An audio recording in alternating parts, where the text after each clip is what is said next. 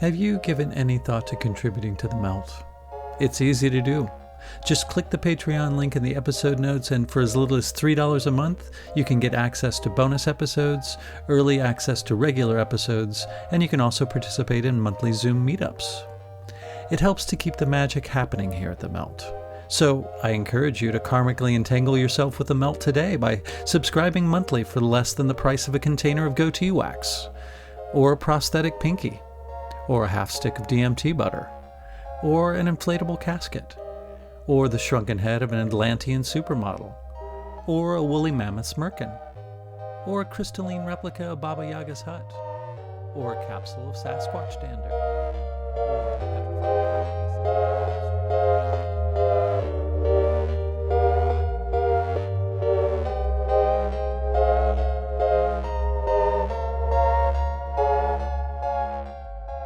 Hello, my name is Chris Snipes, and you are listening to The Melt.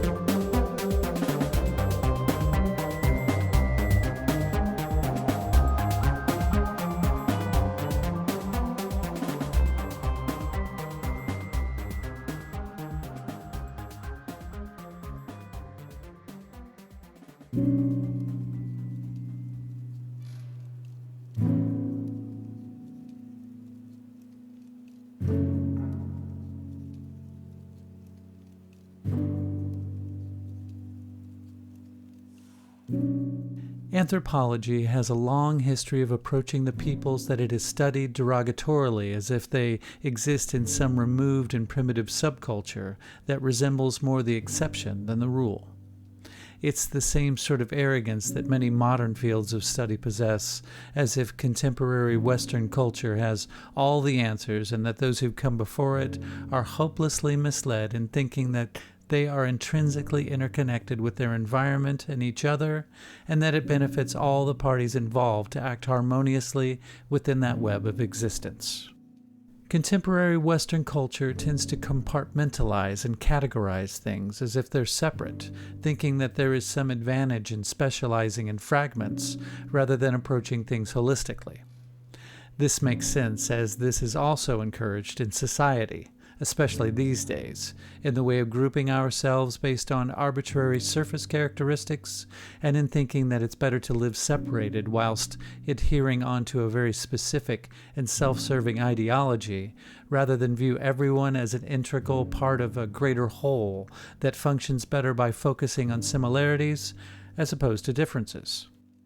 We tend to think that if we break nature down to quantifiable bits, that we will understand how it works. This approach might be more efficacious if we keep in mind that the smaller parts are but holographic slivers of the whole, and that everything in between is important to make it all work in the most beneficial way for all. Today's guest, Dr. Jack Hunter, believes that there should not be an arm's length between the subject and the observer, and that it serves the subject more to take them on their own terms as opposed to superimposing one's presuppositions upon them. He has applied this to the paranormal and is here today to discuss it with me. I start off the conversation by asking Jack what it is that his work is about. Technically, my background is in anthropology, so I am an anthropologist, and my PhD is in anthropology. My undergraduate degree was in archaeology and anthropology, so I got quite a broad interest in the study of human beings, whether we're talking about in the past or in the present day. Sure. But the main gist of my research has been on how contemporary people, so people who are living today, interpret and have, paranormal experiences, different kinds of extraordinary experiences. So my PhD research was based with a group of spirit mediums in Bristol in the UK called the Bristol Spirit Lodge. And basically what they did was they would have weekly seances where they would develop different mediums. So they had a group of 4 or 5 mediums who would attend regularly, and they would sit in sessions with the circle leader, maybe on a one-to-one basis and sometimes in a bigger group, and just develop trance communication. So they would go into altered states and then allow spirits to communicate through them. So that's what my research was about. Uh-huh. It actually started off as when I was doing my undergraduate dissertation, and when I was doing that field work and sort of, talking with these people, trying to find out what was going on, what they believed, and all that kind of stuff, I realized that what you really need in order to deal with something like this is kind of like a complexity kind of approach. So a non-reductive approach. And that's what my PhD ended up becoming, was sort of exploration of how it could be possible to have a non-reductive anthropology of mediumship in particular, but paranormal in general. So how can we study these things without trying to reduce it down all the time to either to explain it away in terms of fraud or delusion, or in terms of, like illness or something like that, or whatever, brain chemistry. Instead of trying to reduce it down to any one of those single things, I actually tried to understand it in its kind of, natural complexity. And it means you have to take into consideration the experience, how people have those experiences, how they interpret them, the beliefs that form around those experiences, the social groups that form around, people who have these experiences, like mediumship development groups and things like that.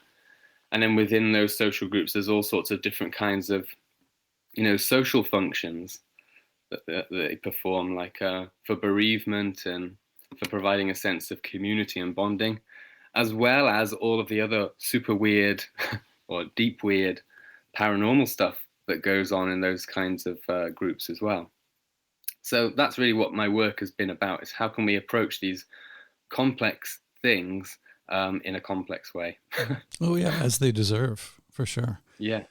So that the idea behind writing Manifesting Spirits was sort of documenting that journey, that experience. Yeah, Manifesting Spirits is the book that came out of my doctoral thesis.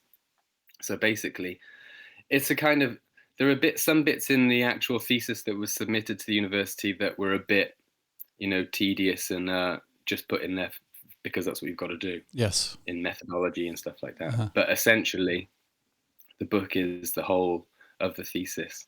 So yeah, it explores the background, some of the history of sort of academic and scholarly engagement with the paranormal, and particularly within anthropology. And then that's kind of like the bedrock. And then my own experience with the Bristol Spirit Lodge comes then as a kind of extra layer of that. And how can you put some of these ideas into practice and investigate stuff in this kind of open-minded, participatory way? Which I think is very, very important. And one thing I found fascinating about it, usually you hear books and anthropologists writing books about going to a different culture in a different continent, much far removed from where their comfort zone is, and they can sort of develop an arm's length, like, oh, these quote unquote primitive people, have this way of going about things, and of course they don't know any better because they're not versed in Western science the way that we are, so on and so forth. So they're kind of looking down their nose at these people. But this is, you didn't even have to, you stayed in your same country. You went to some place that probably wasn't that far away, and you immersed yourself in it, which I think is, I thought was fantastic. There was no arm's length. You went in very open-minded, right? Yeah. It was very close by. It was an interesting way that it kind of came about, because initially I became interested in spiritualism as a way to study, or as a kind of particular field to study the paranormal in. Mm-hmm. Because in Bristol at the time when I was living there were about 10 spiritualist churches in the city. And these are like, organized spiritualist churches with visiting mediums who go around and they kind of do like church service kind of things. So there was a lot of that kind of stuff going on. But when I tried to engage with those groups, I found it much more difficult to kind of get into the kinds of conversations that I want to have with people. You know, like I would see them during a congregation gathering, and then I maybe not see them again. So it was a bit different. Sure. So I started to look for more intimate kinds of groups, because I had attended a psychic development circle, so I knew that these things existed, and I did a bit of searching online, and I found the group that, you know, the Bristol Spirit Lodge, and they were literally only a 20-minute walk up the road Oh, from where I wow. was living. Uh-huh. It was very, very local to me at the time. Uh-huh. But the interesting thing about studying these things, like you suggested, um, in, you know, contemporary Western settings, is that, you know, a lot of the established ideas in anthropology are based on those older Victorian anthropologists and the work that they did. And people like E.B. Tyler, for instance, you know, one of the founding fathers of anthropology, all of his work was based around the idea that paranormal experiences or even religious beliefs were essentially like, you know, like superstitious kinds of things that had been superseded by scientific rationalism and all that kind of Yes. stuff. And you know, part of their model for that was a kind of evolutionist, or they call it a developmentalist model, you know, where primitive cultures were less evolved, and then you'd climb up the ladder until you got to the pinnacle of evolution, which was Victorian, you know, English high society, essentially. Um, but the interesting thing is, you know, even Tyler, although he didn't publish these things publicly, even Tyler had participated and done field work with spiritualist mediums in, you know, Victorian London, and had himself some very, you know, strange experiences with people like D.D. Hume and, you know, really high-ranking kind of mediums of the spiritualist movement. And Tyler only wrote about it in his private diaries. But the interesting thing about that was that, you know, essentially, if he had published publicly, you know, that he'd attended these seances in contemporary Victorian society and that he himself had been baffled by the experiences that he'd had, then that whole developmentalist evolutionist model would have collapsed, Yes. because exactly those kinds of experiences and beliefs that he was saying were primitive and, you know, evolved out were actually thriving, you know, at that time all throughout Europe and America. So, and it's the same today. So, you know, studying those groups today in the 21st century is still challenging those same ideas that these are primitive, that they're superstitious ideas, and that they're from, you know, other cultures that are far away. Yeah. They're not. You know, they're indigenous ideas to Western culture as well. Absolutely. So yeah, it's interesting stuff. Yeah, for sure, for sure. And what I like about spiritualism is that there's no hierarchy. It seems, and as far as they're concerned, to my understanding, anybody is capable of being a medium. Anybody can talk to spirits, and you went into that. Well, actually, before we get into that, maybe tell us a little bit about what your first experience with the Bristol Spirit Lodge. How did you get a hold of them, and were they open to you as a quote unquote anthropologist coming in? And Yeah, well, at the time I said I was an undergraduate in my third year, final year of my degree, and so I was doing my dissertation writing my dissertation about why do people believe in spirits, you know, and so I went to find these people who believed in spirits to find out. yeah. And what I found out was, you know, that they basically had experiences, and the whole process of doing seances, the whole setup, in fact, everything about it was geared towards producing experiences for the people who were there, because spiritualism is all about providing evidence for survival after death, or for the spiritual world. So it's very kind of like, yeah, it's very evidence based. They want something to be produced. Sure. They want to be able to see things. So this is what really, you know, interested me as well. That hear that, they were really trying to be open and allow people in to investigate stuff. And even later on, as I was doing this, they became they became more kind of outgoing, and they invited other people in to come and observe the seances that they were doing. They actually invited Susan Blackmore in, who is a very well-known, skeptic of the paranormal, very outspoken and, you know, widely known, really, especially for her work on, near-death experiences and that kind of thing.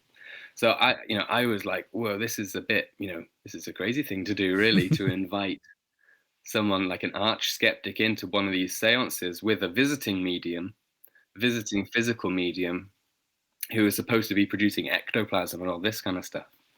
I thought it's like, but this is the attitude that they have, even today, is that they want skeptics to come in because they believe that they are genuinely, doing something, that they're making contact with the spiritual world. And, maybe they are as well. Well, so, yeah. So, yeah. Well, did you go into this with any sort of experience that would lead you in this direction, or did it just sort of randomly come across your radar and you went, "Oh, wow, let's look into that"? I mean, did you have experiences when you were growing up, or were you raised in a family that was open to stuff like that? I was raised to be very critical of things like religion and that kind of thing. And I wasn't raised religious or anything like that. I haven't been christened or anything. So I'm totally like a pagan. A heathen. Which is good. Yeah, heathen. So yeah, but at the same time, growing up, there was a lot of. I moved from Liverpool, which is a big city, obviously, when I was 4 years old, so as a young child, to live in the countryside in Wales, in the hills. And growing up in this area, I think there's a lot of magic embedded in the land, which I've only more recently started to appreciate, which we might talk about later on or something. For sure. But that I also had, I encountered magic in the form of people practicing Wicca quite early on. My best friend's older brother was very interested in Wicca, and I became interested in Wicca as well, and did some rituals and things like that a little bit, which led me down particular routes of thinking about things. And also, I remember a friend, one of my friend's mums was interested in these kinds of things, and she sent us out on a quest one day to find, like quartz crystals and stuff to bring back to her for some kind of thing. So I always had this kind of feeling as well that there were people, there were real people, out there who were engaging in magic and who believed in that kind of thing as well. So I was aware of it. And then as I was growing up and becoming, we got into a band and things like that. And in a band, we started to experiment with magic mushrooms and stuff. Yes, yes. In fact, actually, I may have had the mushrooms just before we started the band, but which maybe anyway. led to the band. Exactly, it's quite a common Yes. motif. Yes, Steve. But also, my first mushroom trip had a fairy experience embedded into it, which was quite, for me, quite a powerful experience. And I saw this in the grain of wood of a chest of drawers. The drawer was kind of hanging out, and in the grain of wood, I saw these sort of two-dimensional. I always describe them as looking like Brian Froud kind of fairy creatures. Wow. And they kind of turned in 2 dimensions, like it was like an animation, and they clocked me and noticed me, but they were really, they weren't interested in me. They clocked that I'd spotted them, but they weren't fussed. And then they kind of carried on with their procession, and I lost interest in it and drifted off. But I remember the next day talking to, I think my mum or someone came to pick me up, from my friend's house, and we were all probably a little bit boggled and trying to pretend that nothing had happened and stuff. Mm-hmm. But I said that I'd seen fairies, and I remember that, my mum's not like anti that kind of thing, and she told us about fairies growing up and whatever, but not in a serious way. But she was kind of like a little bit negative about the experience that I'd had, in a way. She was like, it's a bit weird, a strange thing to say, and that got me thinking as well. Like there are certain kinds of experiences that you can have that can be very powerful and real to you, and kind of a big deal, and then you can tell someone else, and because of whatever reasons, it can be dismissed, or it can be looked down on, or it can be interpreted as a sign of pathology or something like that. So that's kind of what led me into being interested in this question of spirits, and how can we study something like that, uh, you know, something interesting and weird like that, but in a kind of in a way that takes it seriously. Yeah, for sure. So that was probably very appealing, as you sort of alluded to before, to go to a place where they weren't afraid of people coming in and really examining and analyzing what they were doing, because they were very confident in their practice, obviously. Yeah, they were. I mean, they felt like they were doing something, and I think for the most part, I should point out that this group, for the most part, although they were developing physical mediumship, which is ectoplasm and levitation of objects and stuff. For the most part, the mediums there were just doing sort of like trance mediumship.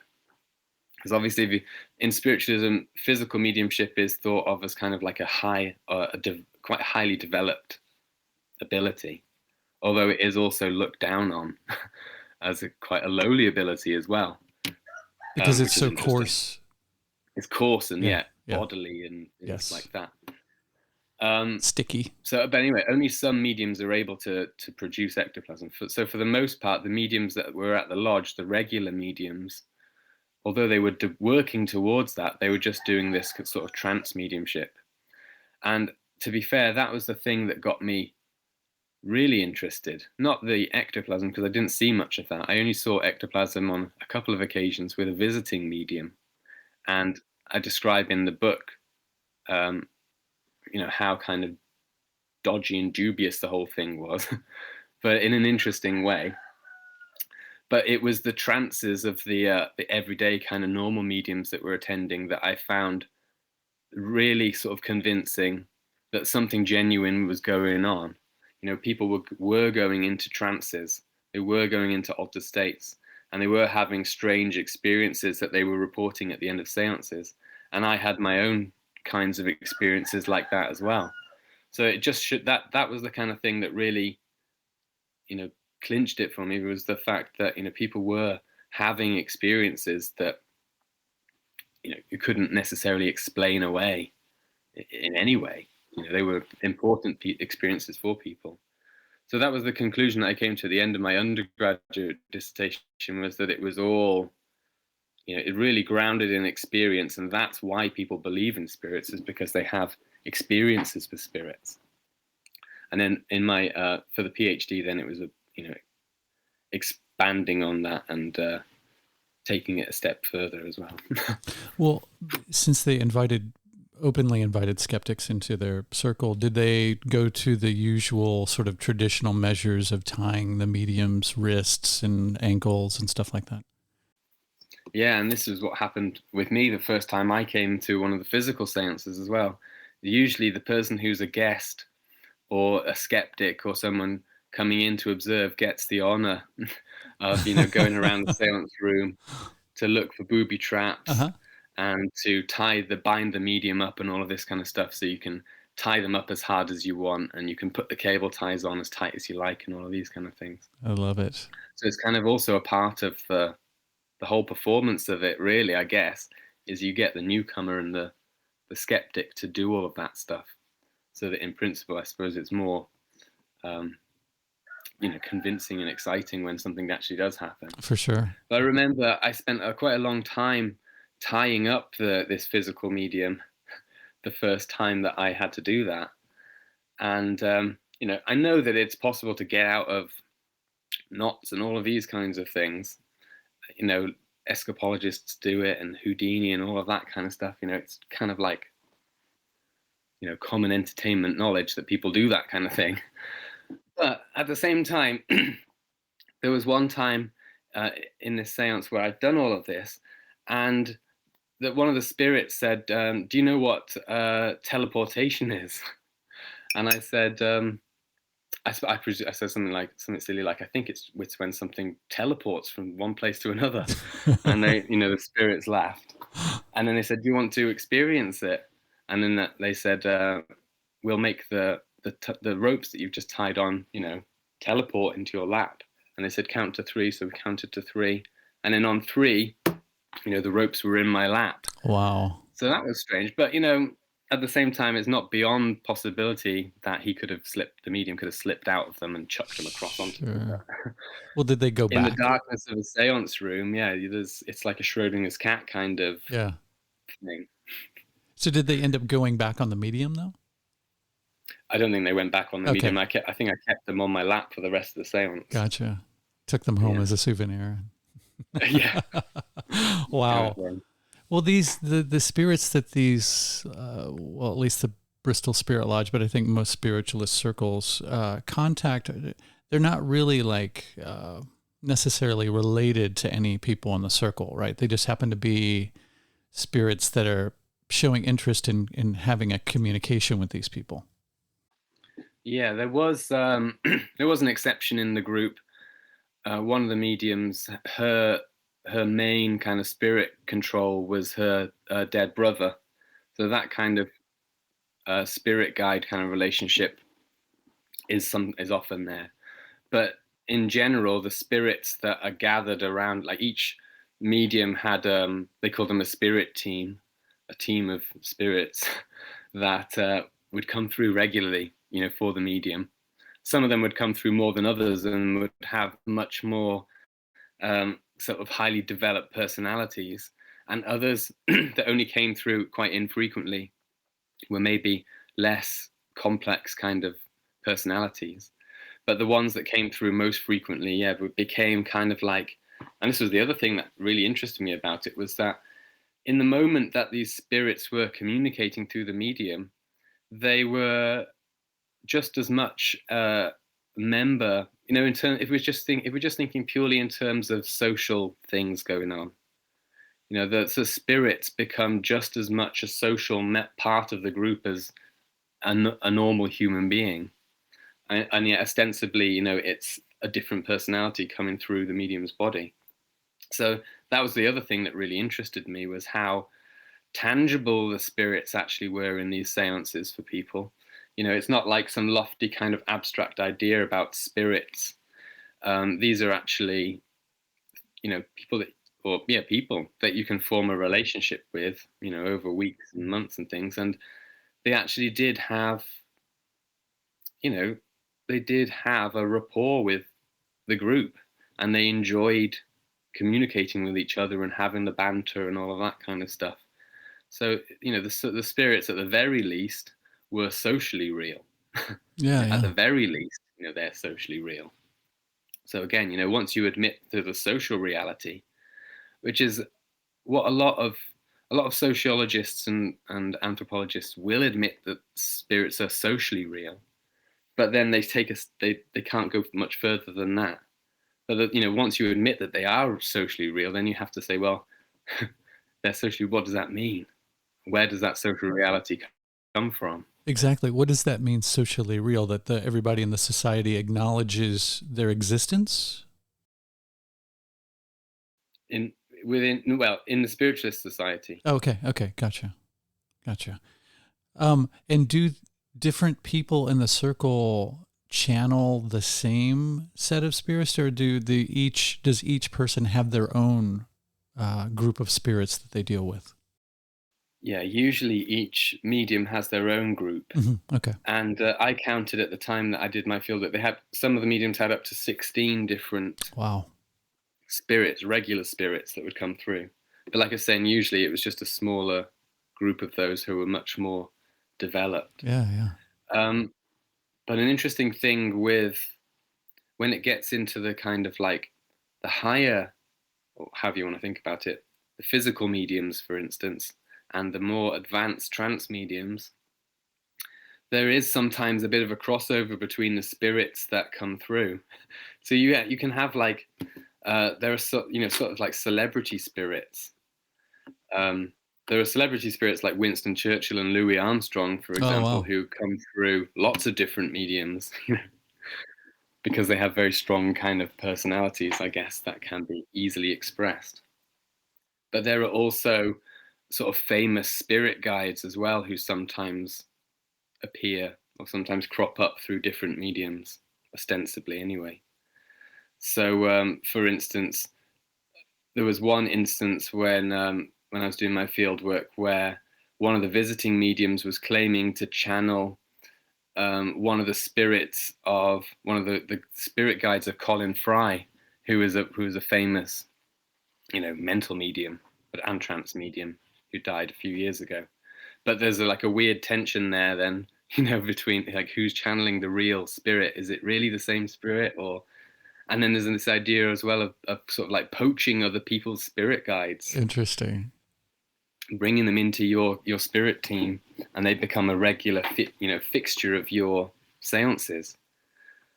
So it's interesting. It's very strange. And as the other thing, sorry, I'm going off on one now. Go, please The do. other thing that's interesting about these physical mediums is that they're kind of like moving around on a circuit, and they go to different sanctuaries where they'll give demonstrations for payment as well. So that you can think as well that there might be a benefit to them to having celebrity spirit guides as part of their spirit teams and things like that. Or if you can channel a famous, spirit guide, then people will be more interested to attend.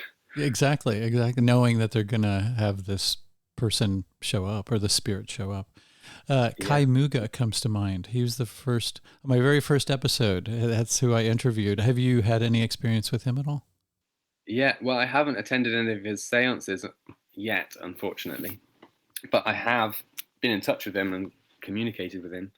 And I followed the research that's been done with the Felix group, because they kind of started off around about the same time that I was doing my field work, but obviously we're doing a much more advanced level of mediumship with all of the ectoplasm and that kind of thing. But I know, a few years ago there was a lot of interest in the group from parapsychologists as well, and there was a lot of controversy about the genuineness of the phenomena, as there always is with physical mediumship. But some people, like Stephen Browdy, saying that there was something genuine going on here, and others being a little bit more critical. But that's the way it is with physical mediumship. Exactly, or a mixture of both, which I think confuses the matter too. Yeah, and that became a big part of manifesting spirits, thinking about the relationship between trickery and performance and actual spirit manifestation, and how actually if we think about these things in more of a cross-cultural context, then we can see, in all sorts of different traditions around the world, different kinds of mediumship and shamanistic traditions, the body is used as a performance tool in very particular kinds of ways to express the presence of spirits. And they learn these techniques of performance, and it's not understood as, it's not understood like in Western acting as fake. Actually, when you're performing the role of a spirit, it's an actual transformation, and you're embodying that spirit in your performance. So I started to think, why is it that when we look at something like physical mediumship in the West, we can't bring these kinds of subtle nuances to it? It always has to be just purely in terms of fraud or reality. Yeah, yeah. But if you look in the anthropological literature, there's all sorts of studies of things like Balinese spirit possession and shamanism in like Siberian, things like that, that focuses in real detail on the performance and how they use their bodies and all of these kind of things, what the symbols that they're using and all that kind of stuff. And no one ever does that with Western mediumship. They don't think about the way that mediums use their bodies to express spirits and all that kind of thing. So again, it comes back to that thing we were talking about before, that as long as you can do that kind of stuff as long as it's out there and away, far away in exotic places, Exactly. but you can't do it in your own you know culture. For sure. No, I think it's interesting that something like this occurs in such a, I'm assuming it's the same way all over Europe for the most part, but uh, in such a highly materialist, reductionist context. Science, materialist science is sort of the new kind of religion in a sense. And to have something like this taking place within that context with a very open-minded, open-door policy that wants these critics to come in, I think it's fantastic, and it's interesting too because where the spirit world sort of crosses over into physical mediumship, we're so obsessed with the tangible. So here is a situation where the spirit world is supposedly sort of projecting itself into the tangible world. And I just find that highly fascinating. Yeah. I do too. And the other thing that I really find interesting about it is the kind of the sort of my main informant, the circle leader Christine. She described herself as having this DIY housewifey interest in science, and that really kind of just that little phrase, that's her words, really clicked in my mind that these groups are kind of like, it's like folk science, or Yeah. It's everyday people science, everyday people investigating and doing their own research, and but in a very particular kind of interesting area. Yes. So they're doing all of this research on, subjective states and trance experiences and that kind of stuff, but in this home circle setting within the home. So it's just fascinating. Yeah. Yeah. They're getting their hands dirty. Yeah, exactly. With real research, Yes. long-term research that, at the time that I had visited them, they'd already been going for 4 years, or, 2 or 3 or 4 years or something like that. By now, 10 years later, Christine must have participated in thousands of seances. She must have a huge amount of experience by now of discerning trance states in people and the different kinds of behaviors and all of that kind of stuff. Yeah. Super interesting. Absolutely. So what was it, what was the first time the first circle that you sat in? Tell us a little bit about what that was like. Yeah. The first seance that I went to was actually probably one of the most powerful ones for me. And it was one that I was still an undergraduate, and it was one that kind of blew away my misconceptions about spiritualism and that kind of thing. Because when you think about a séance from popular culture, you think about like Victorian mansions and big tables and things like that, with people sitting around with their hands on the table and stuff, and it's dark and there might be like a thunderstorm outside and things like that. Oh, of course. But actually, this séance, I had to get up early in the morning to attend it because it was at 9 a.m. And I was a student, so that was difficult for me to get my head around. Yeah. And in fact, the day that I went, there had been a snowfall in the night in Bristol, which is quite far south in the UK for snow, really. But there had been a heavy snowfall, and the roads were really treacherous and slippy. So when I was walking there, I had to really concentrate to actually get there, which I think added something to it. I'd had to go through a little bit of an ordeal to get to my first seance. Yeah, yeah. And I could have conceivably, sent her an email and said, "Nah, I'm not going to turn up today. It's too icy." But I didn't. I I got through it, and I went. And when I got to the door, she was like, I didn't think you were actually going to turn up, but I did. So then we went through. I'd already spoken to her. I'd been to her house, I think, to interview her just one-to-one earlier. So, but this was the first actual seance. And we went in, and she had a dining table in her dining room that was all laid out with placemats with people's names on it who were coming to visit. and my placemat with my name on it, Jack, was at the top of the table, right next to Christine.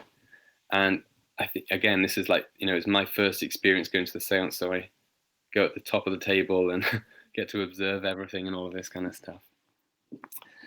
And then the medium turned up and the sitters turned up, and we just sort of sat around having a drink of tea and things like that. It was all very kind of, like a suburban and housewifey informal kind of vibe. Yeah. And I was obviously, I was out of place myself in that environment, but I was there.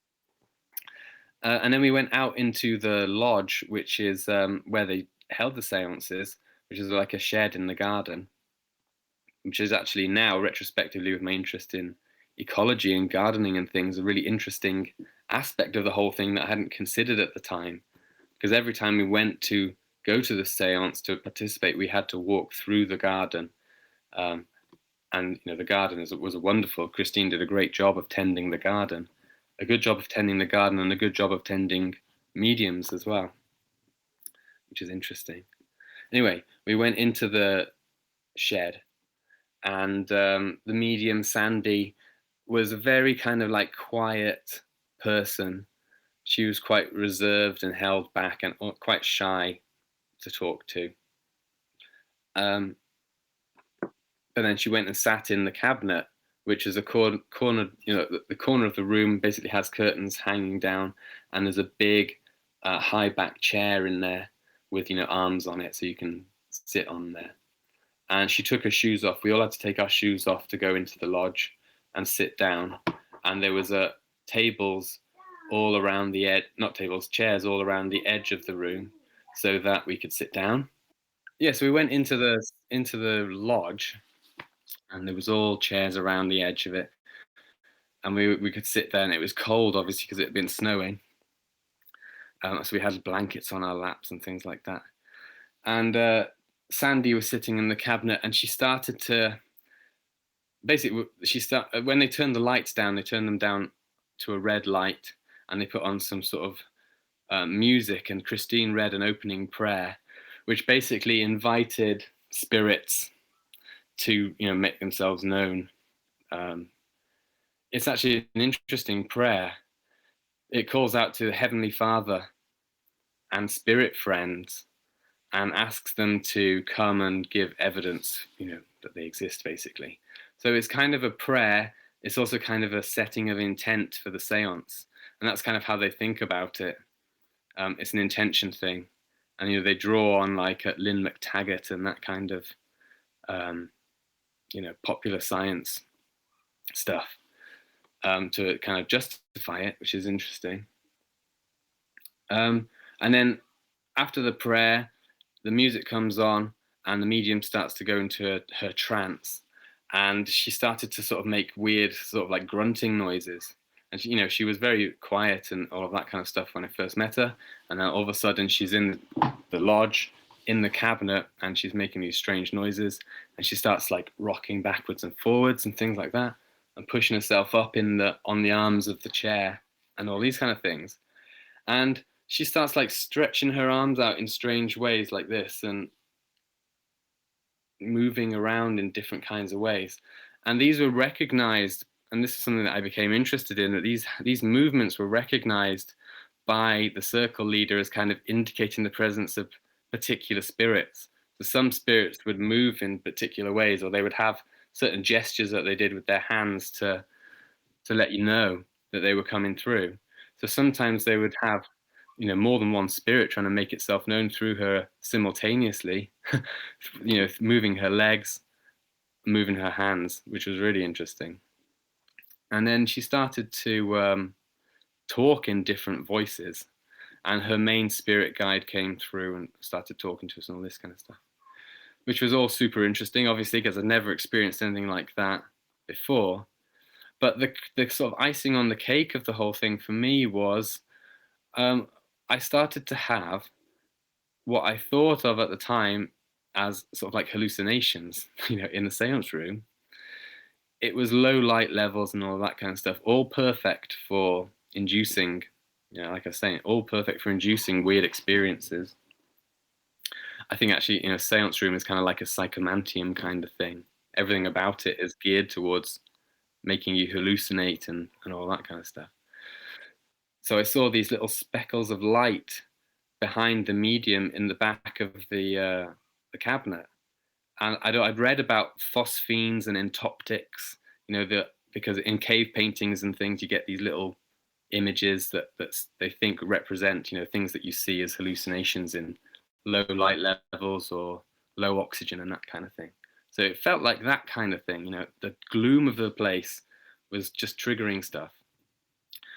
And then I saw the strangest part of it was I saw sort of forming over the face of the medium this like green mask that looked like a Chinese monk. If you think of like a Shaolin monk, stereotypical kind of image, like a bald face. It was like that, and it kind of Wow.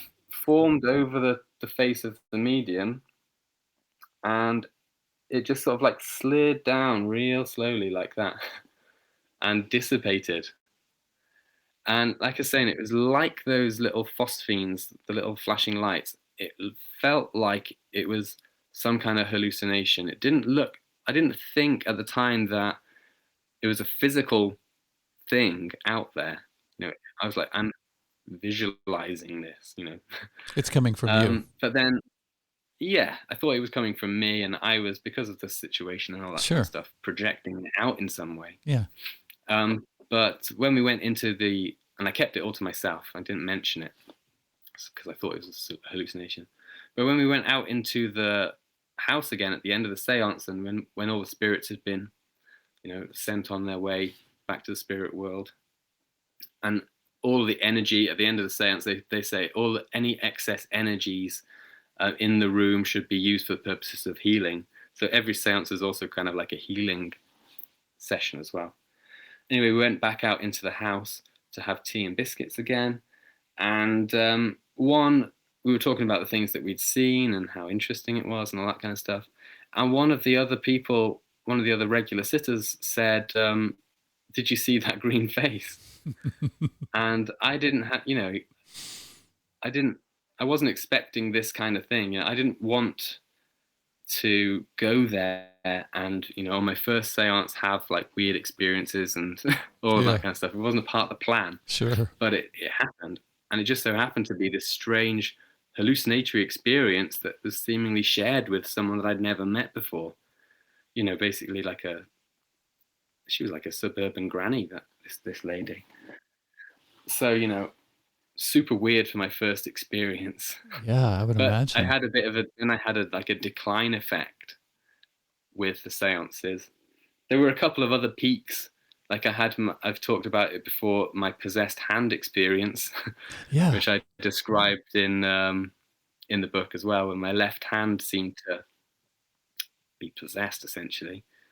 But in general, the kind of experiences that I had petered out, and it became boring for me, going to these seances regularly. So I stopped. Gradually, as my research came to an end, I started to go less frequently, and then it just petered out. I haven't been to a seance now for quite a few years, and I haven't had any kinds of mediumistic kinds of experiences since those days, which is interesting. It is interesting. But at the point of my highest involvement in it, I did, and the experiences that I had, at the point when I was first really into it and engaged in it, I had other experiences that came home with me as well. I was waking up at night and having weird hypnagogic kind of visions.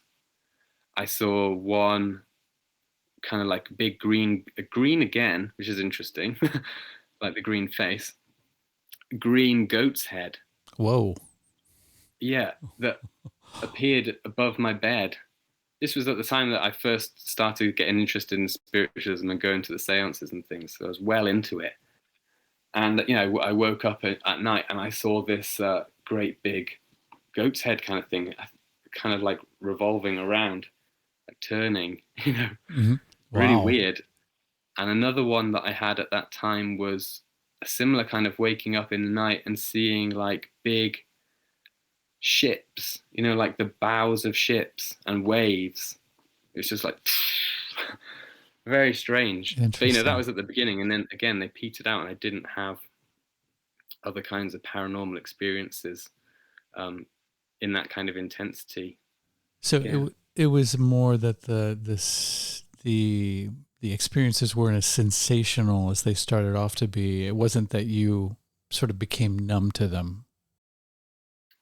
No, I don't think so. It was more that it was because of my participation in it at the time.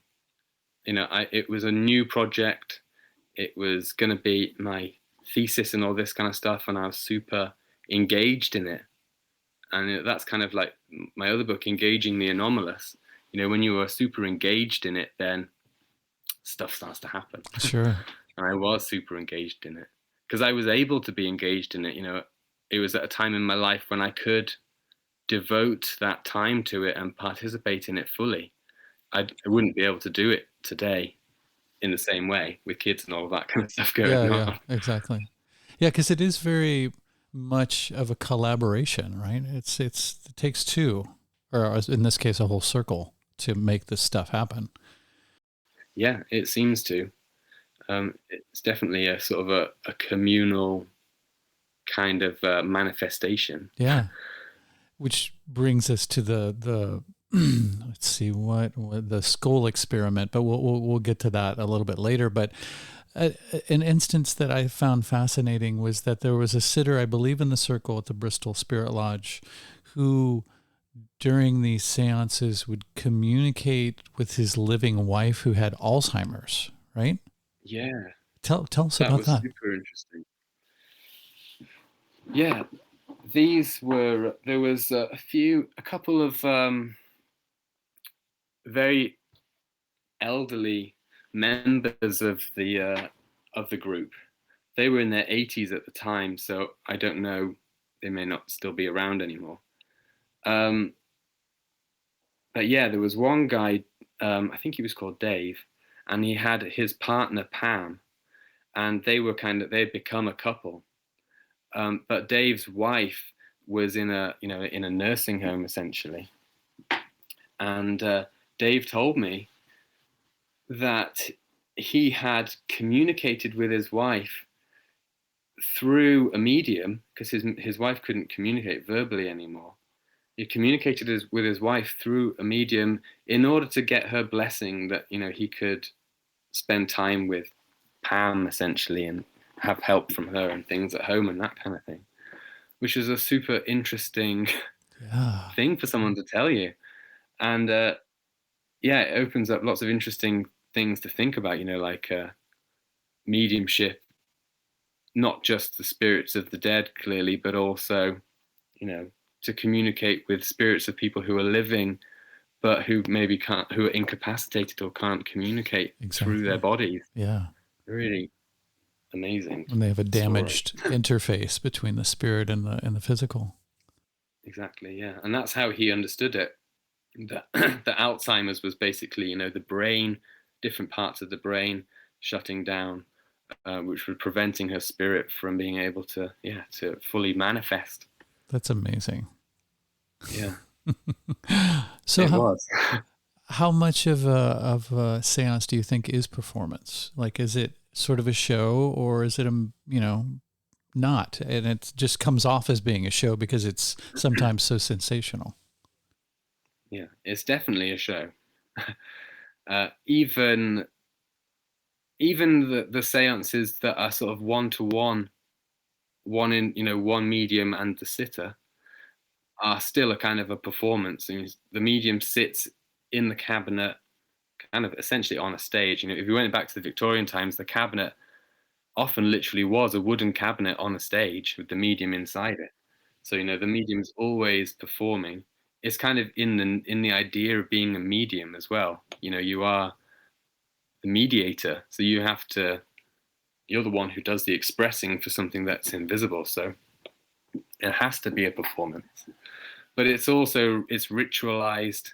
Like I was saying, even though they have this kind of like DIY scientific approach to the seances, at the same time they still have the ritualized. You have to do the opening prayer to set the intention, to invite the spirits, to basically they talk about bringing down a canopy of protection to protect away evil, negative spirits that might want to make mischief in the seance room and all that kind of stuff. And then obviously that time in the middle then is the liminal stage, and in Arnold van Gennep and Victor Turner's like structure, anti-structure, liminality thing, ritual structure. And it's in that middle stage when the spirits manifest, in that liminal time, when the medium's body is used to express spirits in trance mediumship. But in physical mediumship, that liminal time is very weird because the medium, there's no red lights in the physical seance. So, with a trance seance, the liminal stage, you can still see the medium and you can have these visualizations and stuff. With a physical seance, it's in pitch darkness, essentially. So, like I was saying before, it's kind of like a Schrodinger's cat kind of thing. You can't verify anything. You don't know what's going on. The medium could well be out of the chair, walking around in pitch darkness and doing these different things. But you've got no way of actually checking, which I think is a part of the performative element of it. So if we think about mediumship more like a shamanistic technique or something like that, for altering people's consciousness and for putting them into different states where they might have communication with spiritual beings and stuff, then all of that is a part of the performance element of it. Kind of like, you do certain things, you have the lighting in the right way to induce certain kinds of experiences, which then totally muddies the waters, because if the medium is genuinely doing some kind of a trick, it's literally just turning the lights off and walking around in the room, but people are still having extraordinary experiences that are, powerful and meaningful for them, then you can't just reduce it to fraud and trickery and performance. So it is both fraud and performance, but also has an experiential kind of value to it and efficacy. And I talked about Richard Schechner, the performance theorist. He had a good thing that he talked about, the efficacy entertainment braid in performances, and how actually no performance is ever just a performance or just for producing some kind of effect. Usually it's a mixture of both. They both have to be in there. Like you think of doctors and things as a good example. Like, you go to a doctor to be healed with medicine and all that kind of stuff, but you also want to be reassured and to feel as though you're talking to someone who knows what they're talking about and all of that kind of stuff, which is the performative element. So it's both effective and performative. And I think physical mediumship can be the same. It seems like, I guess, one of the obvious giveaways that it is a performance is that they put music on. I mean, that seems sort of like they're kind of staging a backdrop of some emotional direction that you're trying to be nudged in. I mean, I don't know, what kind of music was it? Yeah, really interesting, the music, because for the most part, it was kind of like popular music. Huh. Interesting. Yeah, popular music. High, the idea is that, and this was what even the Victorian spiritualists said, was that, you needed to have like upbeat popular music to raise the vibrations, to raise the energy and get everyone kind of pumped up. Uh-huh. So on the one hand, there were kind of like pop songs that were used quite frequently. Interesting. And often it's things like Queen and stuff like that. Wow. Yeah. Crazy. Um, I remember when I went to spiritualist churches, they were singing hymns in the church, but the hymns were pop songs, and they were singing things like "Angels" by Robbie Williams and stuff like that. Wow. Uh, so they're like popular songs that have got this kind of spiritual vibe about them, Interesting. Very which is postmodern. interesting. Yeah, it is. And the other thing that they were listening to in the seances at the Bristol Spirit Lodge was kind of like new age kind of music. There was a tune, I don't know who it's by, but it's quite a well known tune with like a Native American kind of chant over the top of it that they used quite a lot in the seances. And then every seance would end with an instrumental piece. I think it was Hank Marvin and the Shadows, and it's just a lovely guitar piece of music that just brought every séance to the same kind of conclusion, which was nice. Interesting. But the other thing about music is it doesn't matter whether it's popular music or anything like that, because rhythms have always been, beats are always associated with altered states of consciousness. Music is a tool for mass putting people into mass altered states, or attracting people's attention, Absolutely. and getting people on the beat together. So it doesn't matter what music they're using, really. I mean, whatever floats your boat, but music gets you into certain kinds of states. So it is a part of the performance. It turns it into a spectacle, and it turns it into like a musical event. It just brings to mind another thing, but it's also effective. But the other thing that I found really funny was the use of Harry Potter music in seances, and they would put on the Harry Potter theme tune, Uh-huh. and it was at sort of kind of at the peak of all of the seance activity, when there are supposed to be, there are trumpets flying around in the room, and tables floating around and things like that. And all the trumpets and tables have got little glow tabs on them. So you can see them moving around in the pitch darkness. Wow. But obviously you can't tell whether they're genuinely levitating or whether someone's moving them around or not. But they're all moving around and dancing along to the Harry Potter music, which is, again, very postmodern kind of thing. Yeah. And that seems as good a place as any to end the first free hour. To hear the rest of the interview, a whole other hour, go to patreon.com/themeltpodcast, where for as little as $3 measly a month, you can get full interviews, you can get exclusive episodes, and you can get early episodes. You can also get access to monthly Melt meetups. The last one was really intense and wonderful.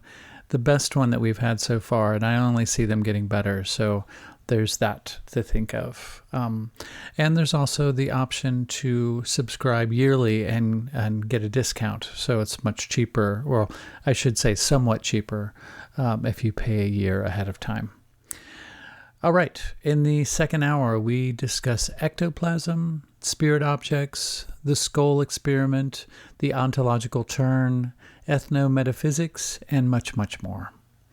I really hope that you gleaned something positive from this episode. I found the conversation very enlightening, and Jack just really had a lot of great observations, and I really like the way that he approaches his field of study. I think it's to downplay the experiences of peoples and civilizations that have come before ours is a great, what is the word that I'm looking for?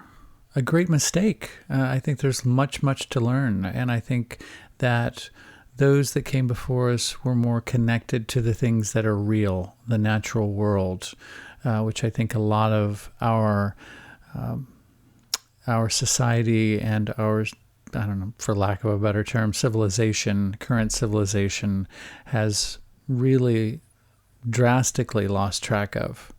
And I think that can explain a lot of the ills that we experience in our world today. And I don't think it's irreversible. I think we can get back to that, but we have to want to bad enough. And it starts with one person at a time. So hopefully this conversation maybe got you a little closer to that place. I do want to emphasize my desire for you to subscribe to the Melt YouTube channel. We're very, very close to getting monetized, and I have never gotten monetized on YouTube before, so I don't know what that entails, but I think that will help the cash flow of the Melt considerably, and that will help to make the Melt something that I can put more of my time and my effort and my soul into. I only have so much time in a given week to put these things together, along with, working a full-time job, being with my family, and the other things that one has to do day to day in their day-to-day lives. But I would love to put more time and effort into this and have the opportunity and the space to do that. So that will help us move towards that. All right. Great things ahead. Thank you so much for listening. It is greatly appreciated. And until next time, take care, people. If you've liked what you've heard and would like to contribute to the Melt, there are a few ways that you can do that. The most tangible would be financially. Just click the Patreon link in the episode notes, and there you will find ways that you can contribute for as little as $3 a month. This will give you access to bonus episodes, early access to regular episodes, and you can also participate in monthly Zoom meetups. Contributing financially will also help make the Melt better, pay the bills, and help to make this podcast a full-time endeavor that I can fully devote my time to and provide you with more content. Another way of contributing would be to go to wherever it is that you subscribe to the Melt and give it a favorable review or rating, and this will help it to reach more people. You can also spread the word to friends and family via social media, email, or word of mouth. And lastly, if none of those options are readily available or appealing to you, simply send your positive thoughts and intentions. In an interconnected and quantumly entangled multiverse, these also go a long way. Thank you.